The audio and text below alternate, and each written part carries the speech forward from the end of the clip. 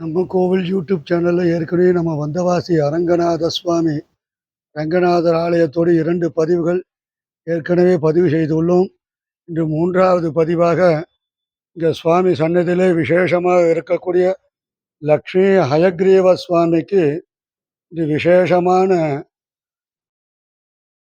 வித்யாகர்ஷணம் சொல்லக்கூடிய மாணவ மாணவியர்களுக்கான விசேஷமான பூஜைகள் அத்தியுதமாக அந்த ஸ்தலத்தில் ஒரு 12-13 வருஷ காலமாக நடைபெறுது. அப்பேற்பட்ட விசேஷமான மூர்த்தியாக வந்தவாசி நகரத்தில் மையமாக அமைந்துள்ள அற்புதமான ஸ்தலம் அரங்கநாத சுவாமி ஆலயம். இந்த அரங்கநாத சுவாமி ஆலயத்தில் இன்று விசேஷமான ஹயக்ரீவ பூஜை, அத்தியுதமான மண்டபம், விதானம், ரொம்ப அற்புதமான வேலைப்பாடுகளோடு அமைந்த ஒரு ஆலயம். விசேஷமான முறையிலே பூர்த்தியாக கருங்கல் மண்டபமாக அமைக்கப்பட்ட ஸ்தலம் இது. மிகவும் பழமையான ஆலயம். சுக மகரிஷிக்கு பெருமாள் பிரத்யக்ஷ தரிசனம் அளிக்கக்கூடிய அற்புதமான ஸ்தலம் இது. வந்தவாசி நகரத்தில் அமைந்துள்ள ரங்கநாத சுவாமி ஆலயம். இந்த கோவிலில் ரொம்ப விசேஷமான அந்த மைய மண்டபம், அற்புதமாக இருக்கக்கூடிய பத்மம் சொல்லுவார். தாமரப்பூ தளத்தில் அற்புதமான மைய மண்டபத்தில் இருக்கக்கூடிய அற்புதமான வேலைப்பாடுகள். இதை ஒட்டி சுவாமிக்கு இந்த பக்கத்தில் பல்லவர் காலத்துடைய புடைப்பு சிற்பமான மீன், அதுக்கு அடுத்தது கிரகணம் சம்பவிக்கக்கூடிய அத்தியுதமான ஒரு முறை. இப்படி சூரிய கிரகணம், சந்திர கிரகணம் எல்லாம் உருவாகிறதுன்றதுக்கோசரம் இந்த ராகு கேதுவோடைய பயிற்சி, அதை ஒட்டி அற்புதமாக ஆதிசேஷன் மகரஜாலின்னு சொல்லுவாள்.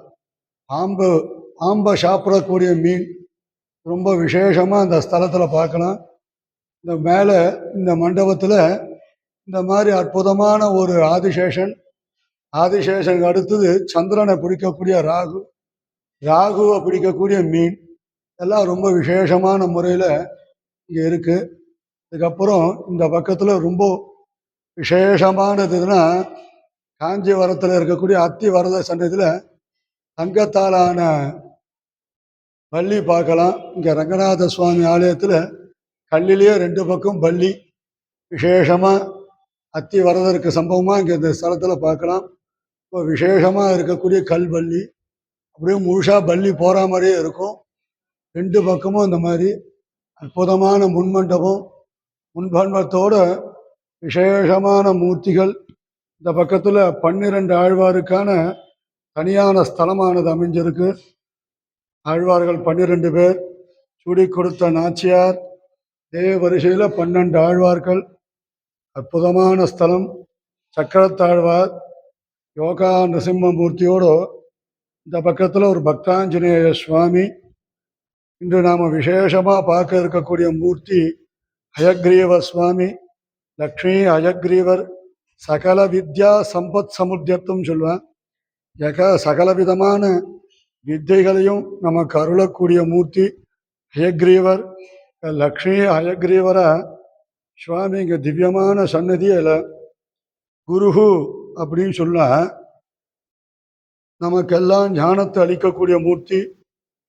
வடதிசை நோக்கி அற்புதமாக ஹயக்ரீவ சுவாமி லக்ஷ்மி ஹயக்ரீவரை இங்கே சுவாமி சன்னதி. இங்கே விசேஷமாக மாணவர்களுக்கோசரம் +1 +2 10th மாணவர்களுக்கு அதிகப்படியான நல் மதிப்புகள்லாம் கிடைக்கணுன்றோசம் பிரார்த்திச்சுக்கிட்டு இந்த ஹயக்ரீவருக்கு விசேஷமான நாமார்ச்சனைகளால் விசேஷமான பூஜைகள்லாம் நடக்க இருக்கிறது. நம்ம கோவில் யூடியூப் சேனலில் இந்த விசேஷமான உற்சவத்தையும் நம்ம பதிவு செய்கிறோம். எல்லாருக்கும் ஹயக்ரீவரோட அனுகிரகம் கிடைக்கட்டும். சுபம் பவது.